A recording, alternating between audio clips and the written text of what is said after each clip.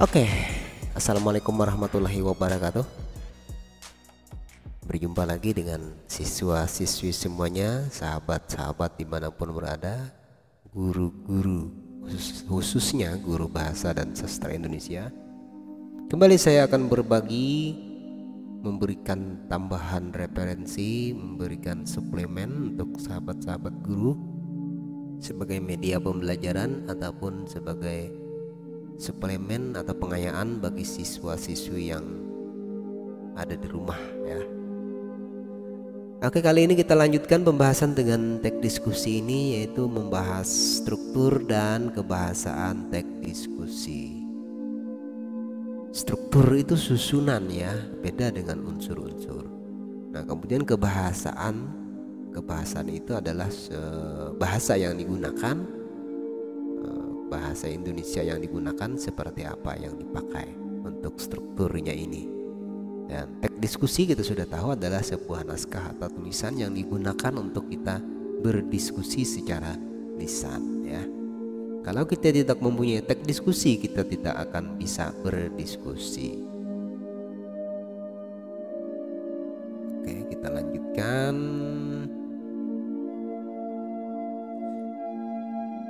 Apa struktur kebahasaan? Apa struktur dan kebahasaan teks diskusi? Oke, kita simpel aja yang kita bahas, tidak banyak sahabat semua.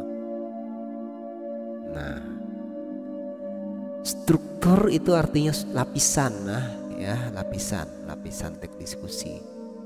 Nah, lapisan teks diskusi ini ya dibungkus dengan kebahasaan supaya terlihat formal ya, terlihat formal dan menarik.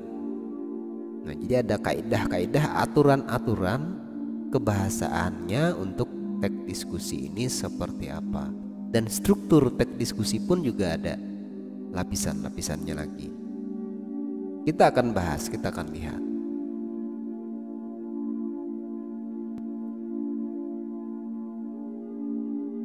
Yang pertama akan kita bahas struktur teks diskusi. Apa strukturnya? Nah, lapisan-lapisannya struktur ini ya, inti dari diskusi ini harus ada yang namanya isu ya, harus ada yang namanya berita yang menarik, harus ada kejadian atau peristiwa-peristiwa yang saat ini baru-baru terjadi, atau ada perbedaan pendapat ya. Kalau perbedaan pendapat itu tidak ada, maka apanya yang mau kita diskusikan. Nah, setelah ada topik atau pembahasan yang lagi ramai dan hangat-hangatnya tentang topik itu, tentang kejadian dan peristiwa itu, ada yang suka dan ada yang tidak suka. Nah, yang suka tentu dia akan mempunyai argumen atau alasan. Nah, jadi ada argumen pro yang suka, yang setuju, dan ada argumen yang menolak ya, alasan dengan fakta-fakta serta bukti-bukti untuk menolak isu itu. Nah, jadi unsur yang pertama dulu isu, setelah ada struktur isu kemudian dilanjutkan dengan argumen yang menolak, argumen yang mendukung, dan ada lagi argumen yang menentang, ada lagi yang menyimpulkan. Nah, jadi harus ada yang menolak, harus ada yang menerima, yang mendukung. Nah, itulah struktur dalam teks diskusi. Kalau semua menolak atau semua mendukung, ya apalagi yang kita diskusikan, tinggal ketuk palu saja.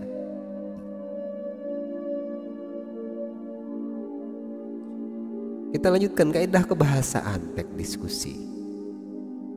Ada 4 kaidah ya. Kalimat harus argumentatif, kalimat harus beralasan, kalimat harus logis ya, dan kalimat itu harus menyajikan sebuah data dan fakta. Tidak boleh menggunakan kalimat yang berisi kira-kira ya. Tidak boleh menggunakan kata kira-kira dalam sebuah kalimat argumentatif.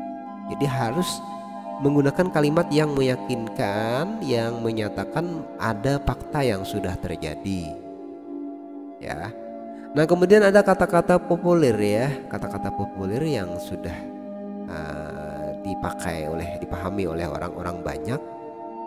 Bukan kata-kata khusus ya, bukan kata-kata kajian, tapi kata-kata yang mudah untuk dipahami. Nah, ada juga kata kajian.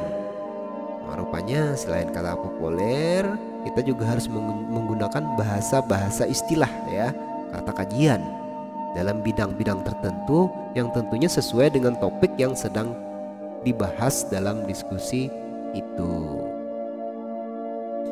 Nah, setelah itu antara kalimat-kalimat argumentatif itu, baik antara kata-kata kajian maupun kata-kata populer ya.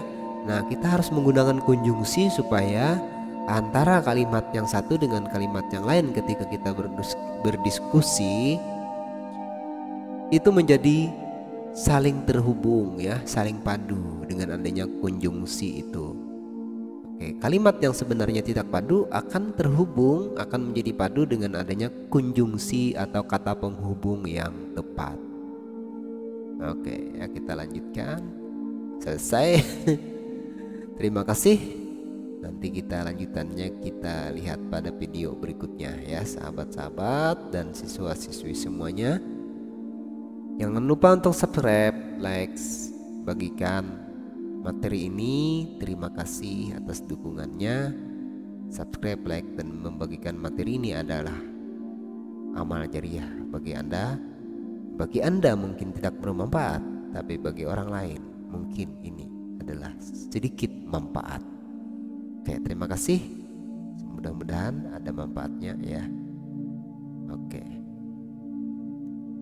Semoga berkah semuanya, ambil yang baiknya dari Oh Haji Banjar, buang yang negatifnya. Terima kasih. Assalamualaikum warahmatullahi wabarakatuh.